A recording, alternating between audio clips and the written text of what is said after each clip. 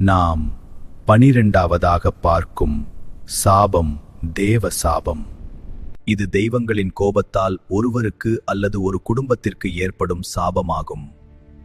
தேவ சாபம் ஏற்பட காரணங்கள் தெய்வங்களுக்கு செய்யப்படும் பூஜைகளை அல்லது வழிபாடுகளை தடுப்பது அல்லது பாதியில் நிறுத்துவது, குலதெய்வம் அல்லது எல்லை தெய்வங்களுக்கு செய்ய வேண்டிய கடமைகளை மறப்பது, கடவுளர்களை பற்றி அவதூறாக பேசுவது அல்லது தெய்வச் சிலைகளை அவமதிப்பது. சாபத்தின் பாதிப்புகள் குடும்ப உறுப்பினர்கள் அல்லது நெருக்கமான உறவினர்களிடையே ஒற்றுமை குறைந்து அவர்கள் ஒருவரை விட்டு பிரிந்து விடுவார்கள். வாழ்க்கையில் எவ்வளவு செல்வம் இருந்தாலும் மன அமைதி இருக்காது.